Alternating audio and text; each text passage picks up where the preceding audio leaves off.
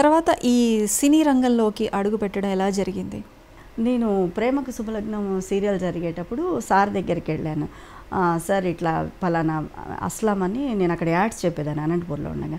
ఆయన మీ నెంబర్ ఇచ్చారు, ఇట్లా అనంతపూర్ సార్ మా వారిది, సో నేను అక్కడ న్యూస్ చదివాను, ఏదైనా అవకాశం ఉంటే చెప్పండి సార్, సీరియల్ అయినా చేస్తాను అని.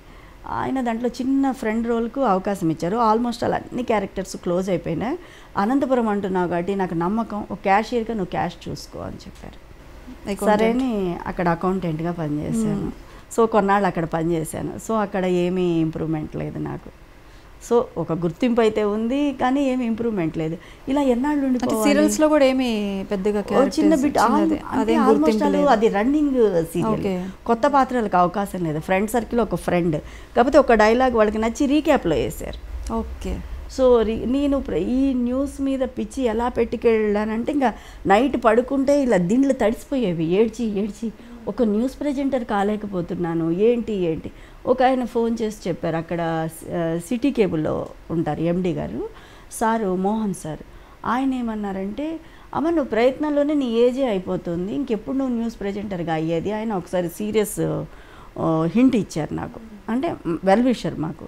సో ఆయన ఆ మాట అనేసరికి నేను, మా వారేంటి నువ్వు సబ్జెక్టు అంతా పెట్టుకుంటే ఇంగ్లీష్ ఛానల్స్ ఎంత ఏజ్ వచ్చినా కూడా చదువుతారు కదా అని. మనకి ఇక్కడ అలా లేదు, ఆబ్వియస్లీ మనకు లేదు రిసీవింగ్. ప్రతిసారి డిప్రెషన్ కొంచెం సెన్సిటివ్ చిన్నప్పటి నుంచి. డిప్రెషన్కి వెళ్ళి థైరాయిడ్ వచ్చేసింది. సో థైరాయిడ్ వచ్చి చాలా వెయిట్ గెయిన్ అయిపోయాను. మరి ఇప్పుడు ఒక ఛానల్ని నమ్ముకొని ఒక జాబ్ వచ్చిందని మీరు మొత్తం వైండప్ చేసుకొని హైదరాబాద్ వచ్చేసారు. ఆయన కూడా మీతో పాటు ఆయన కూడా మిమ్మల్ని ట్రస్ట్ చేసి వచ్చారు. వచ్చిన తర్వాత ఇక్కడ ఇలా అయింది, మరి అప్పుడు ఏమన్నారు ఇంట్లో? ఇంకా ఏంటంటే మా వారికి కారు యాక్సిడెంట్ అయి కాలు ఫ్రాక్చర్ అయిపోయింది.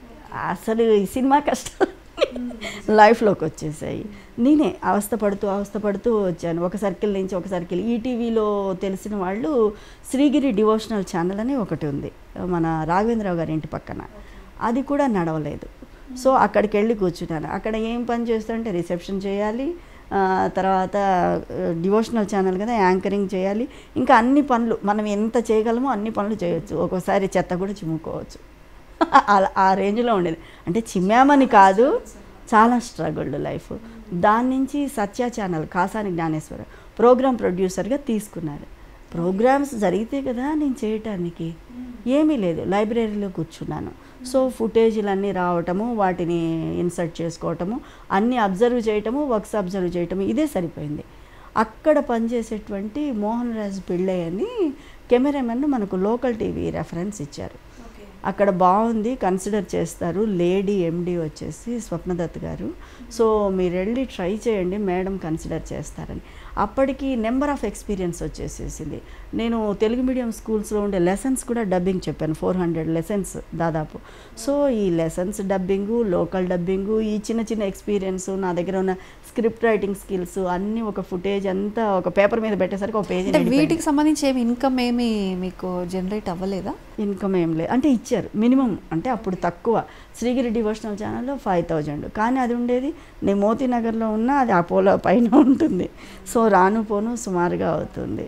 సో అదొక ఎక్స్పెన్సెస్. ఇక్కడికి వచ్చేసరికి అంతా నాకు 7500-8000 వరకు ఇచ్చేవాడు అరౌండ్. సో ఇక్కడ అలానే ఉండేది. నా పక్కన పిల్లలు అందరం అంతే, చాలా స్ట్రగుల్గా ఉండేది. ఇక్కడ మనకు మైత్రివనంలో ఉంది సత్య ఛానల్. సో అది నడవలేదు. ఇంకా లోకల్ టీవీకి వెళ్ళాను. లోకల్ టీవీకి వెళ్ళిన తర్వాత మేడం సెలెక్ట్ చేయటము, జాబ్ రావటము, మాకు సిఇఓ గారు భావనారాయణ గారు అక్కడ. సో సార్ వాళ్ళు మంచి సబ్జెక్ట్ ఎక్స్ప్లెయిన్ చేసేవాళ్ళు, చాలా హ్యాపీగా అనిపించింది. సార్ దగ్గర మేము చాలా సబ్జెక్ట్ నేర్చుకున్నాము. సో న్యూస్లో మనం ఏం పెట్టచ్చు, ఎలా ఉంటుంది, స్క్రిప్ట్ దగ్గర నుంచి ఎక్స్పీరియన్సెస్, ఎలా చేయాలి, ఏ పదాలు వాడాలి, చాలా నేర్చుకున్నాం చెప్పాలంటే. మా గురువు గారు భావనారాయణ గారు సారు. సో అక్కడ కొలీగ్స్ అంతా బాగుండేవాళ్ళు, బాగా చేశాను. అక్కడ కూడా నేను ఆ డిప్రెషన్ మూడ్లో ఉండి వెళ్ళాను. వెళ్ళిన తర్వాత ఫైనల్గా నాకు వర్క్ ఇస్తారా లేదా కూడా టెన్షన్. ఈ థైరాయిడ్ అటాక్ అయి కొద్దిగా వెయిట్ గెయిన్ అయిపోయాను అప్పటికే. నేను లోకల్ టీవీ ఎంట్రీకే కొద్దిగా వెయిట్ గెయిన్ అయ్యాను. ఇప్పుడంతా కాదు, కానీ న్యూస్కు అది హెవీనే. సో ఒకసారి పిలిచి మురళి గారని, అమ్మ మనకు ప్రోగ్రామ్స్ అన్నీ ఫుల్ లెంత్ అవ్వాలి అంటే 1 or 2 months ఉంటుంది, నువ్వు కేర్ తీసుకో, ఫేస్ ఓకే, డిక్షన్ ఓకే, అన్నీ ఓకే.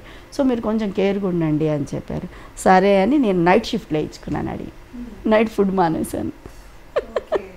అన్ని వెజిటబుల్స్ తినేదాన్ని నైట్ కూర్చొని. అక్కడ మామూలు టీ ఉంటుంది కదా, tea machine, green tea, lemon tea అన్నీ అవే తాగుతూ కూర్చున్నాను. సో మార్నింగ్ నిద్ర డ్యూటీ చేసి వచ్చి మార్నింగ్ పడుకొని మార్నింగ్ తినడానికి కూడా ఓపిక లేక పడుకుండిపోయేదాన్ని.